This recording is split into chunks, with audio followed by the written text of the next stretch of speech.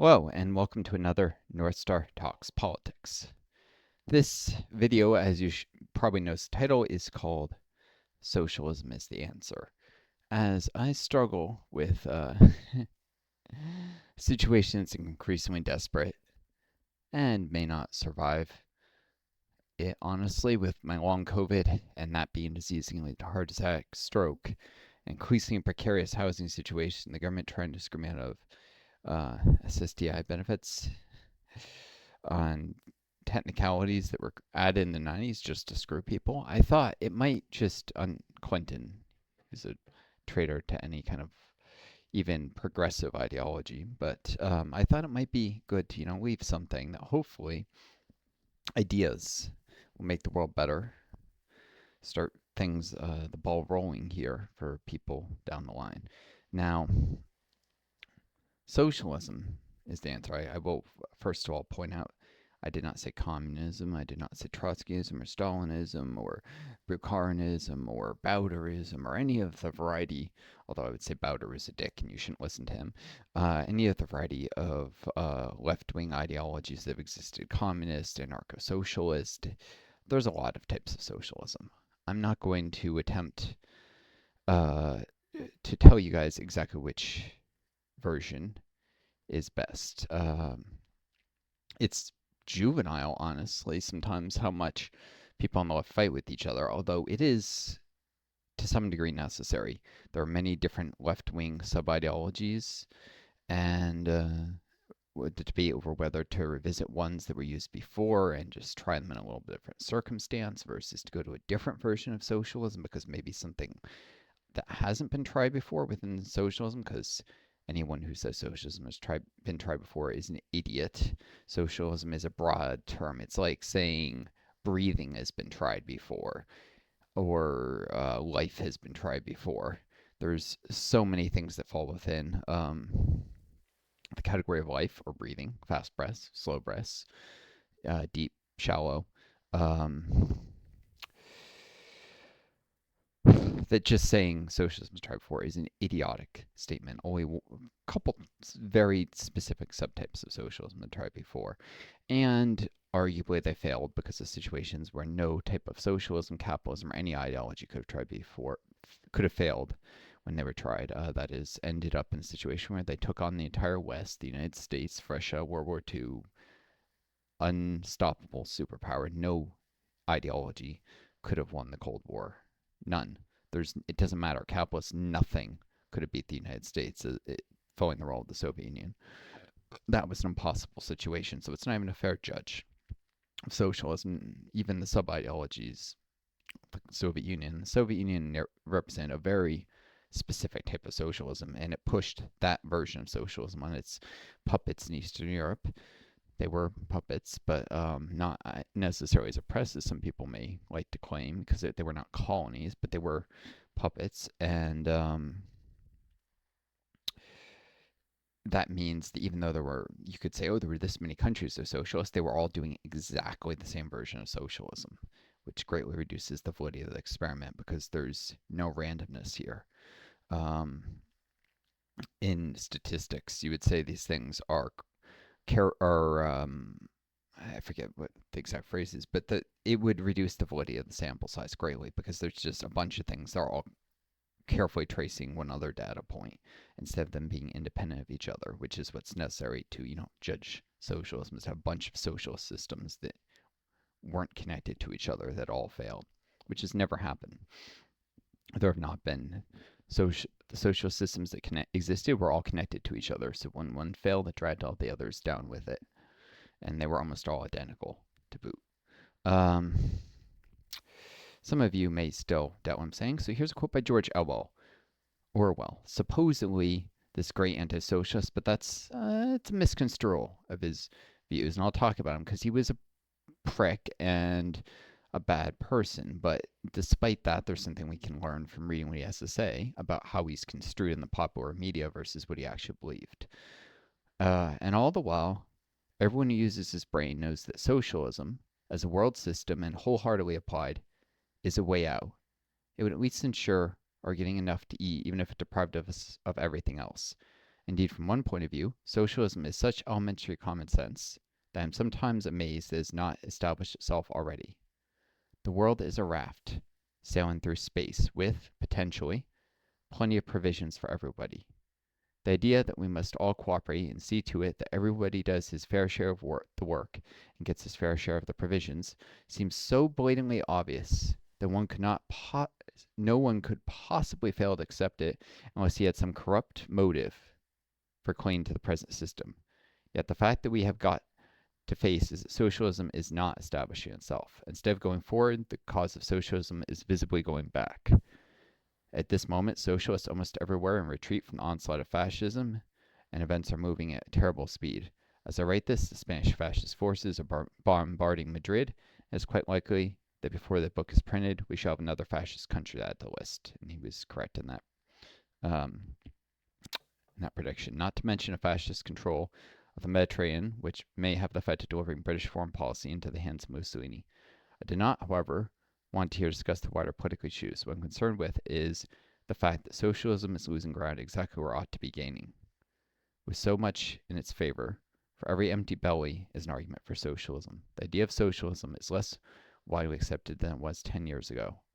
Remember, he wrote this around during the Great Depression, early 30s.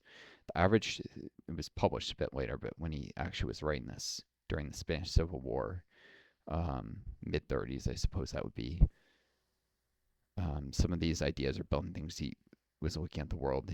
People always, their views of the world are shaped by the events that happened 2 or 3 years earlier often. The average thinking person is nowadays not merely not a socialist, but he is actively hostile to socialism. This must be due chiefly to mistaken methods of propaganda. It means that socialism, in the form of which is now presented to us, has about it something inherently distasteful, something that drives away the very people who ought to be knocking to its support. And in case you think that's out of context, some other quotes by Orwell. He said things that clearly also shows sympathy from socialism. I have noticed that people who let lodgings nearly always hate their lodgers. They want their money, but look on them as intruders and have a curious, watchful, jealous attitude, which at bottom is determination not to let the lodger make himself too much at home. So, distaste for landlords, a very socialist tendency.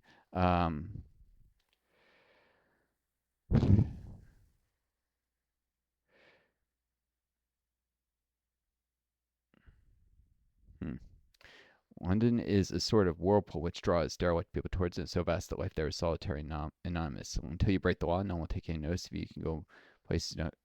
Yeah. A lot of these are very,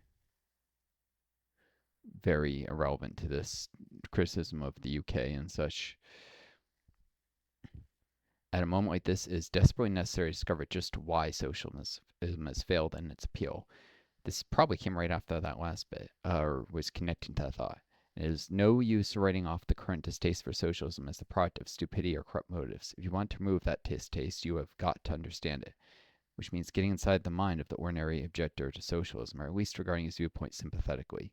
No case is really answered until it has had a fair hearing. Therefore, rather paradoxically, in order to defend socialism, it is necessary to start by attacking it. In the present chapter, I'm merely dealing with the obvious primary objections, the kind of thing that the person who is not a socialist, I don't mean where's the money to come from type, always starts by saying when you tax him on the subject. Some of these objections may appear frivolous or self-contradictory, but that is beside the point. I'm merely discussing symptoms. Anything is relevant which helps to make clear why socialism is not accepted. And please notice that I am arguing for socialism, not against it. But for the moment, I'm avocatus diaboli, devil's advocate. As with the Christian religion, the worst advertisement for socialism is its adherents. He ends that thought by saying. And there's something to be said there. Indeed, one of the problems with Orwell is he could be described as some might call him a left anti-com or a left-wing communist. Some might call him a trot, even though the trots would disown him. But he was a socialist, but he was incessantly critical of socialism, sometimes arguing he was playing devil's advocate, eventually going to work for the British government in a propaganda agency which produced anti-Soviet propaganda. and always thinking his version of socialism was superior and criticizing every other. I would argue this is something like being in a trench, your very existence being threatened, enemy is closing in around you, and you turn on the guy in the trench next to you. That was Orwell. That's problematic. Left probably needs to spend less time fighting amongst themselves, as our very existence is threatened by right-wingers who would like nothing more than to drag us off tonight and murder us, as was done in the Indonesian genocide and the Bangladeshi genocide, both attempts to massacre anyone who is socialist or might align with socialism to any degree. Bangladeshi genocide also had ethnic tensions, and it was the Pakistani government, which was fascist, trying to kill socialists in Bangladesh who were trying to declare independence from Pakistan, which they succeeded in. Of course, Bangladesh is not part of Pakistan anymore. Indonesian genocide. After a previous failed socialist coup, a far-right government came to power with the help of large industrialists. This government proceeded to murder 1.1 million people, socialists, trade unionists, their families, their friends, their colleagues, their lovers, anyone who had anything remotely to do with socialism, extrajudicial killing, people dragged off the night, tortured, murdered, sexually assaulted. I'm not going to say a word that could trigger people any more than that, but some people managed to escape. We know that the horrendous things that were done. Yeah, these things are in the past. Now we're headed towards maybe the U.S. going fascist. Trump already talks about socialists are evil and implies that they need to be rounded up or deported. That's very dangerous rhetoric. And you see similar things from Viktor Orban in Hungary. You see the UK sliding fascist more slowly in the United States, but within 80 years, they'll be fascists as well.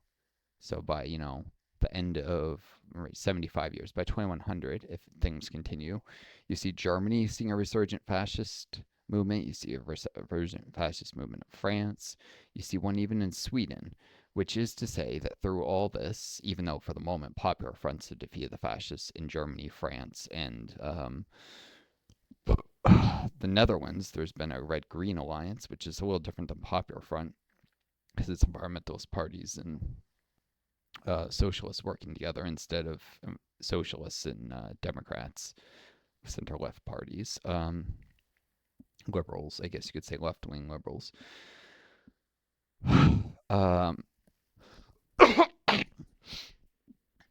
While there may be a slight breather, it's a dangerous trend.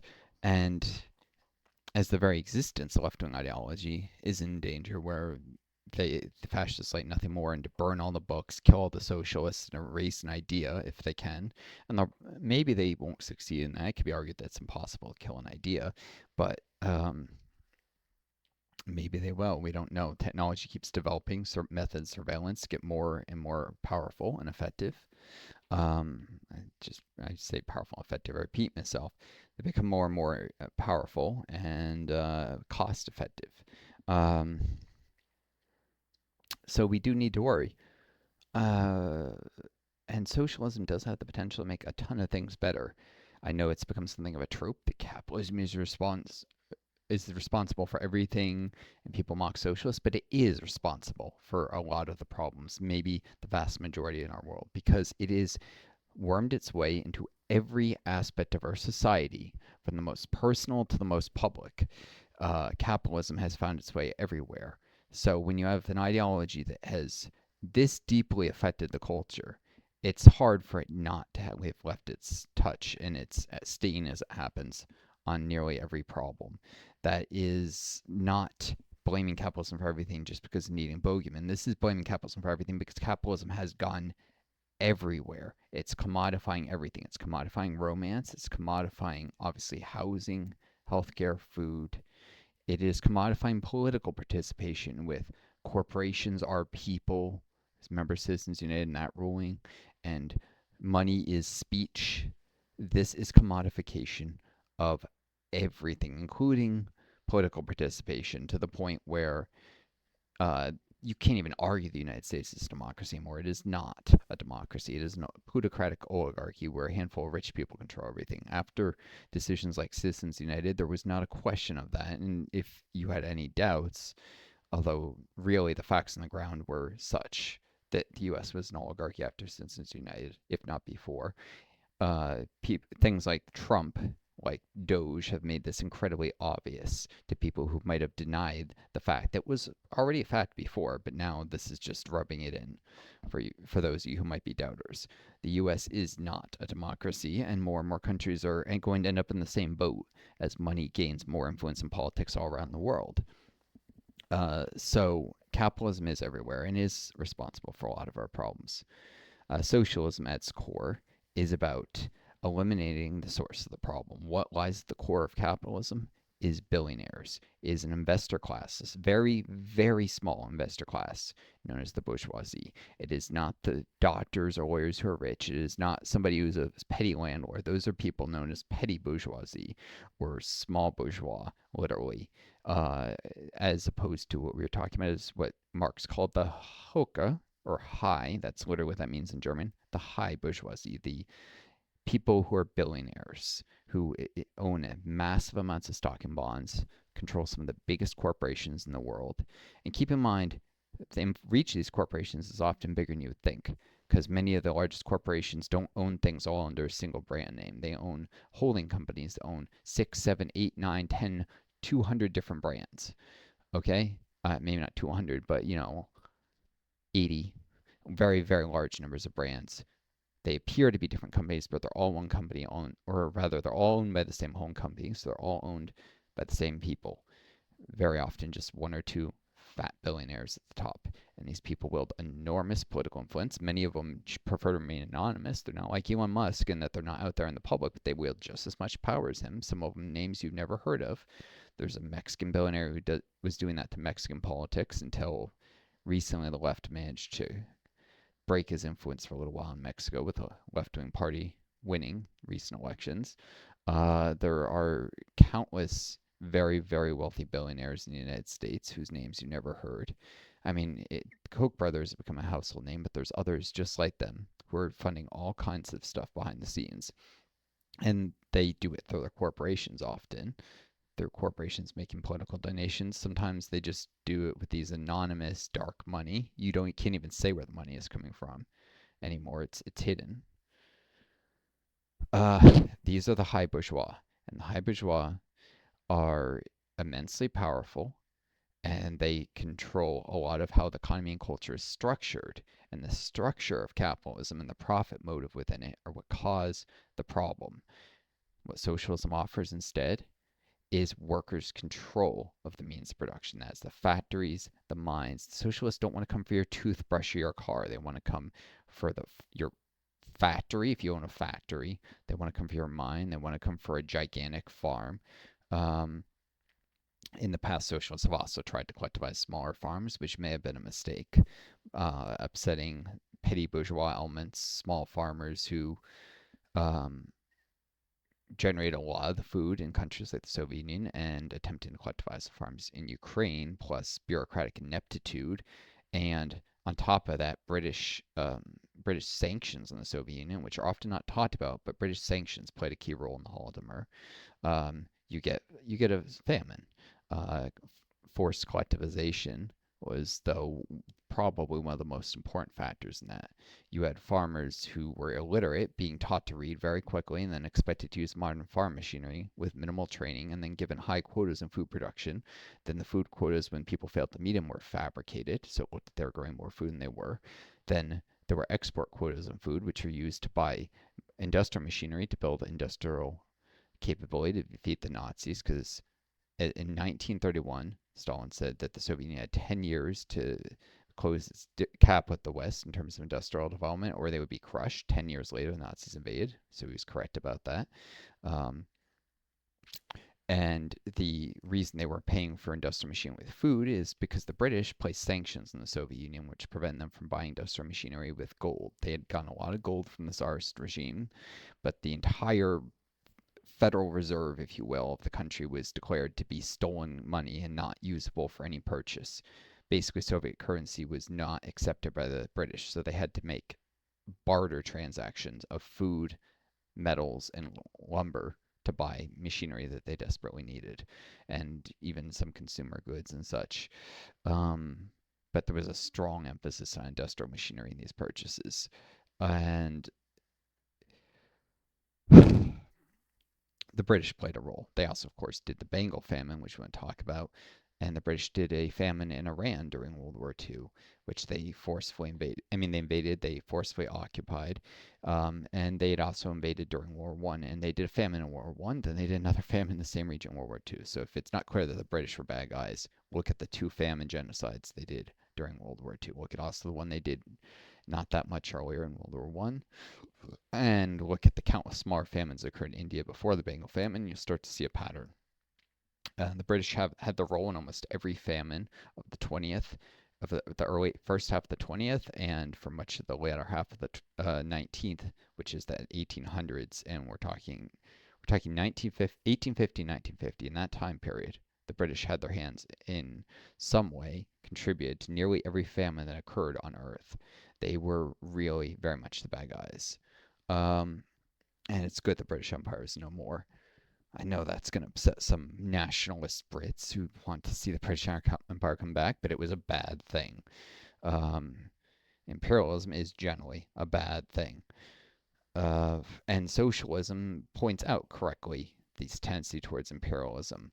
Marx predicted a lot of things the British Empire was going to do in the 1860s that they would do 20, 30, 40 years later. And Engels, because Marx died prematurely of what's thought to be liver disease, and Engels continued to make these predictions.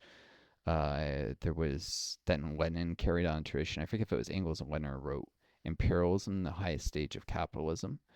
But they did predict the early Marxists.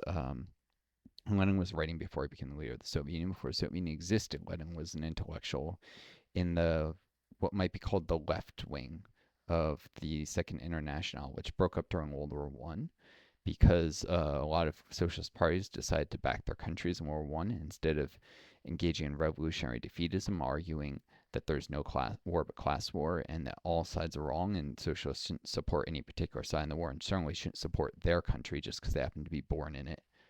Um, and unfortunately, a lot of socialist parties would not agree with this, and the Second International broke up. But I think it can be seen there were no good guys in World War One, and Lenin was probably right in talking what revolutionary defeatism, and by pushing that in Russia, he was able to establish socialism there. Um, We're in a dangerous moment in the world. Socialism offers answers. There are debates to be had about the forms of socialism. I myself am a form of socialist. It's very rare. I'm a democratic socialist. That does not mean socialism via reformist means alone, although if reforms are possible, great. Sometimes revolutions are going to be necessary.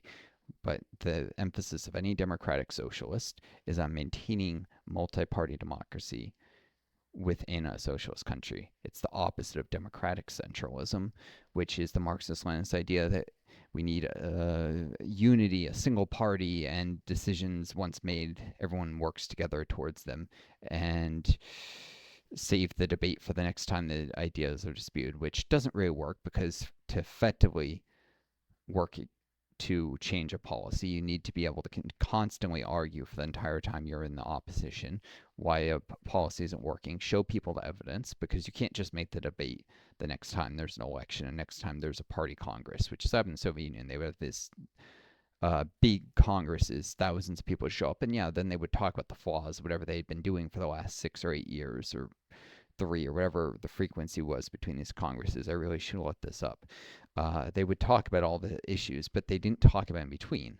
A more functional system is something like the British shadow cabinet system, where the opposition party would literally have shadow councillors, people who were members of opposition who would take power if the current party lost their election. Unfortunately, this was a very two-party system centric thing. Two-party systems are always terrible ideas. You want many parties.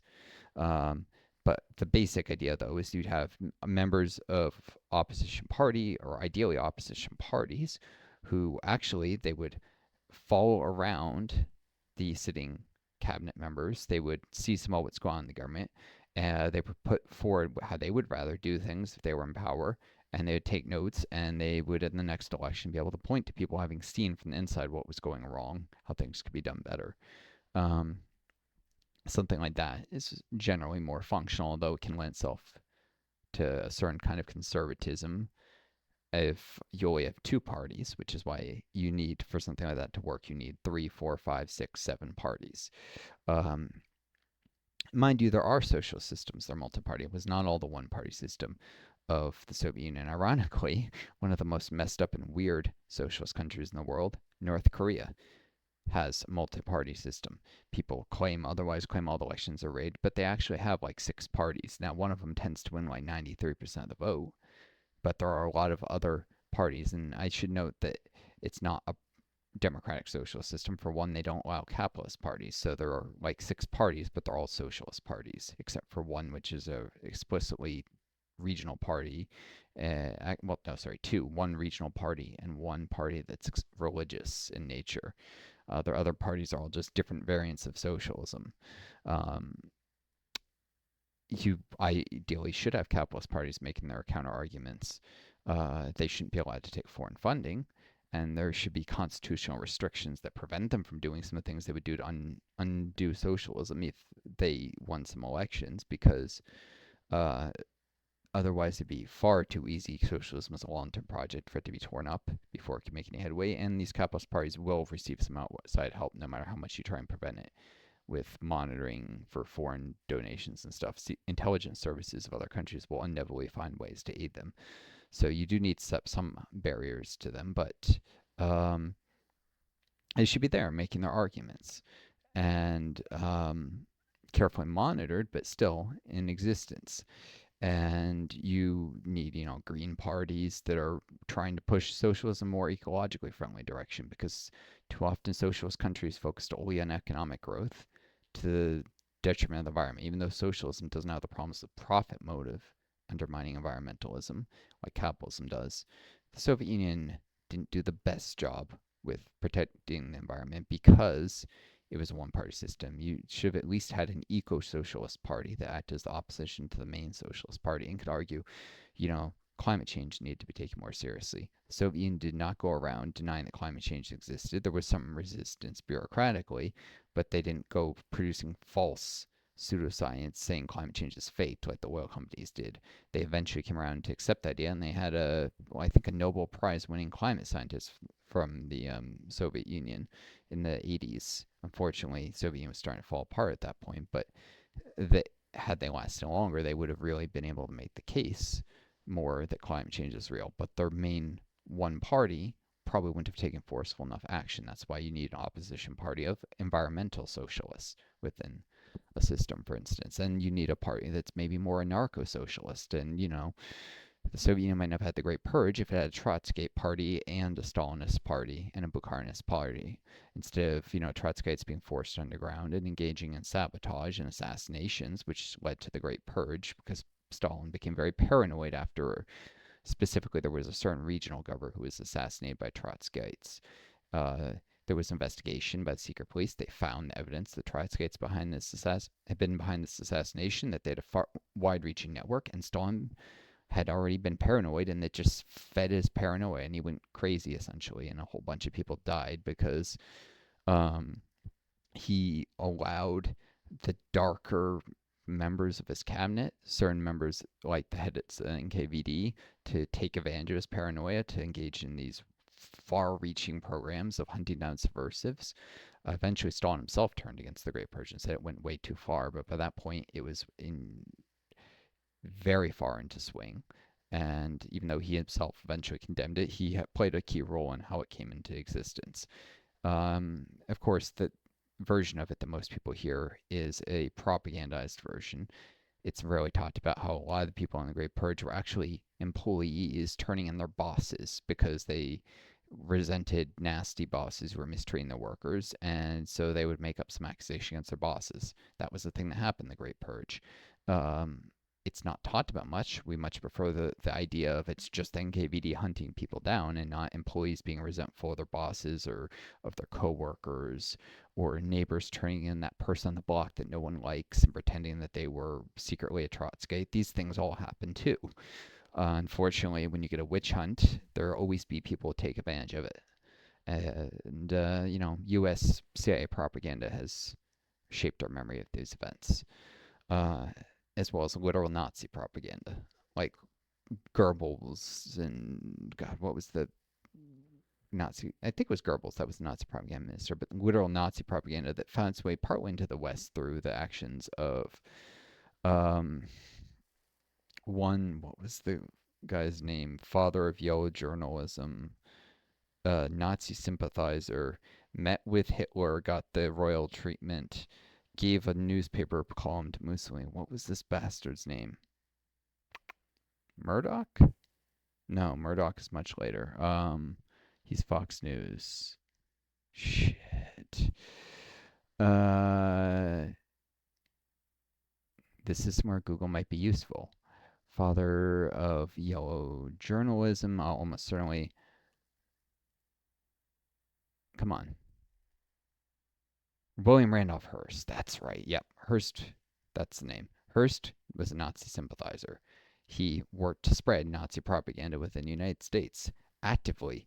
In fact, he was monitored by the FBI during World War II because he was considered dangerous and his political loyalties were considered suspect. So FDR ordered the FBI to keep a close eye on him. And they found some dirt on him. It's not talked about much, but he was in league with the Nazis to a certain degree. He wasn't a diehard Nazi, but he sympathized with them, and he would have preferred maybe that they even won the World War for quite a while. So, scumbag.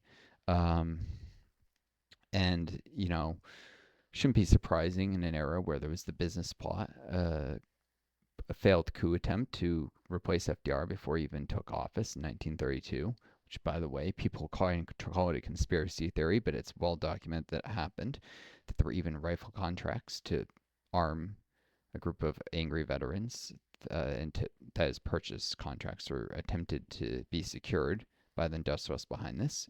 Doesn't matter if it didn't go that far. It was planned. It was seriously going to be attempted, but they tried to recruit a Marine Corps general, Smedley Butler.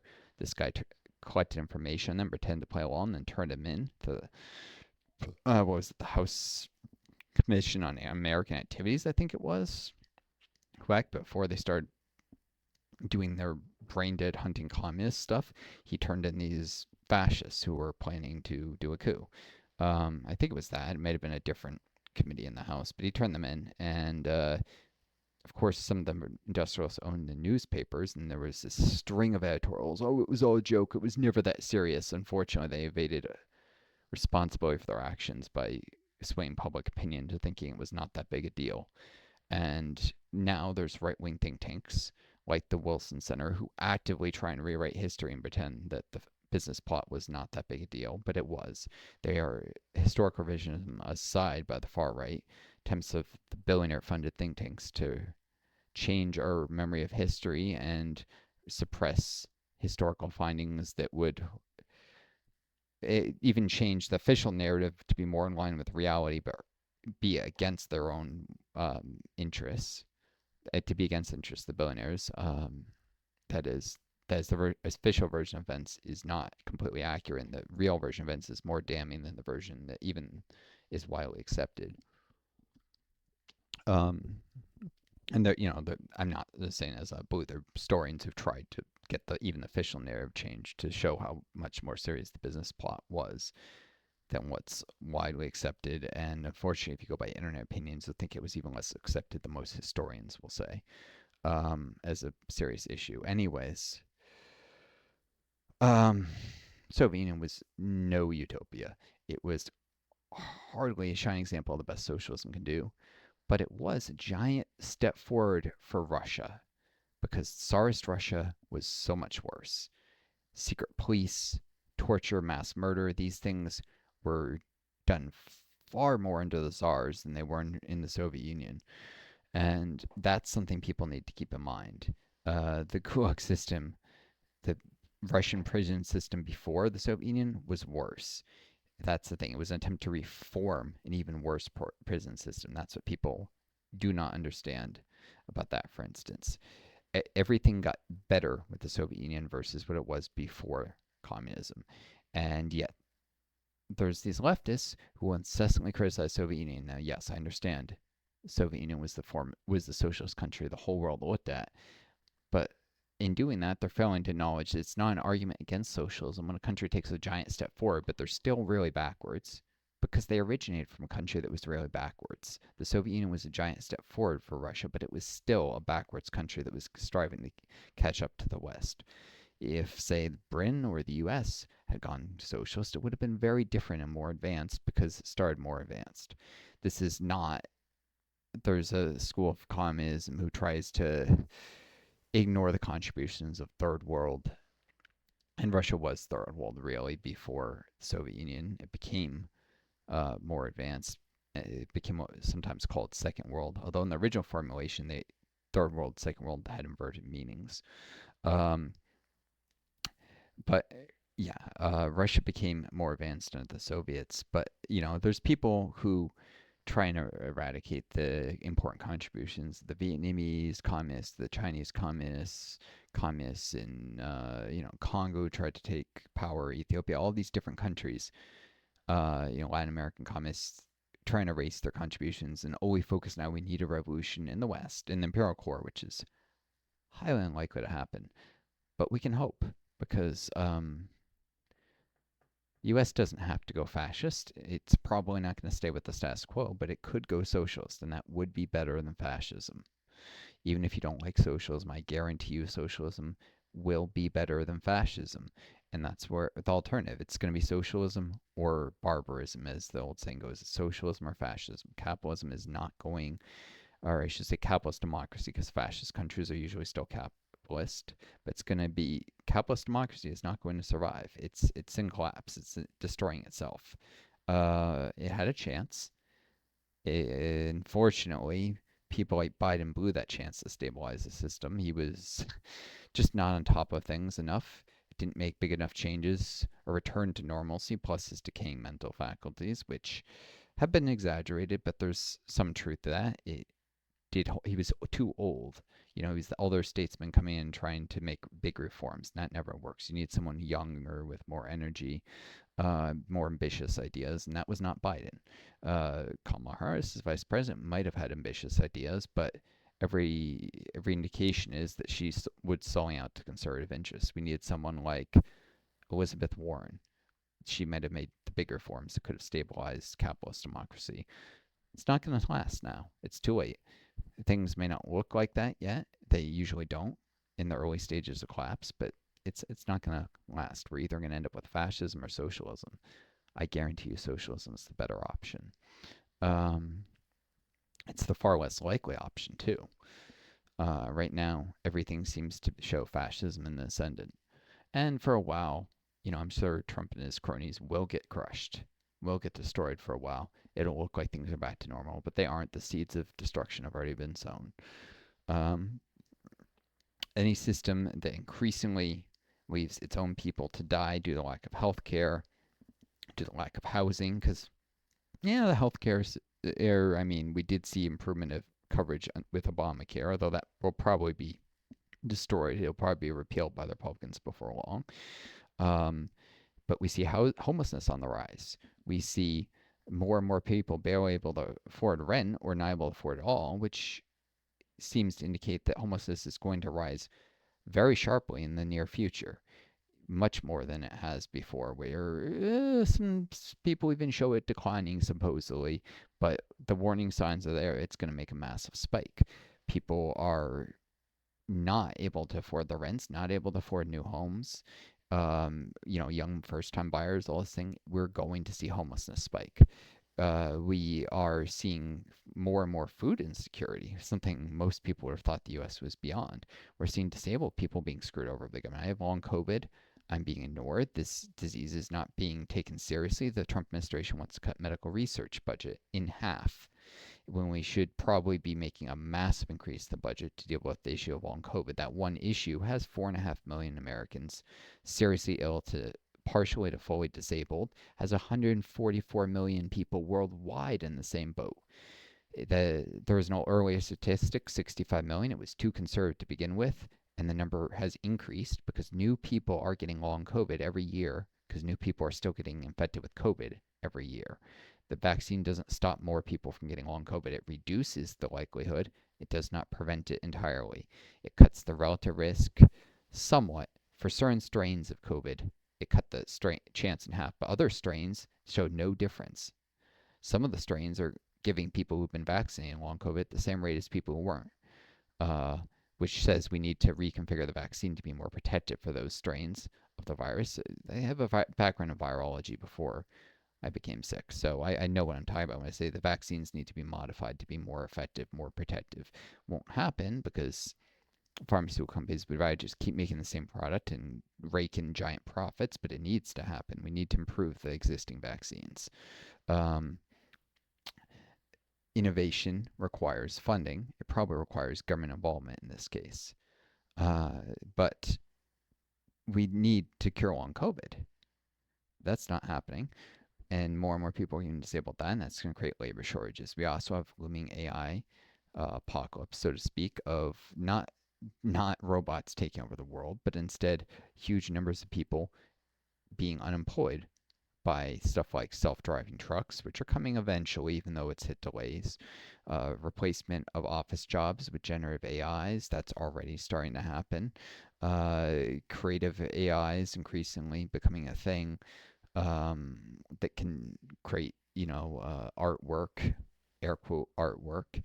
We are going to end up with massive unemployment, massive homelessness, food insecurity, and a lot of angry people. And that's a recipe for either fascism or socialist revolution.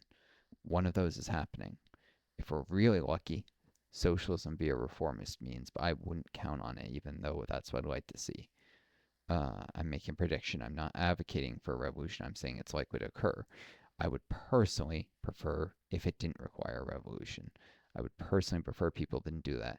But I think what I prefer is irrelevant here. Um, Socialism holds answers. Leave thoughts, please, no right wing trolls, but honest questions in the comments section.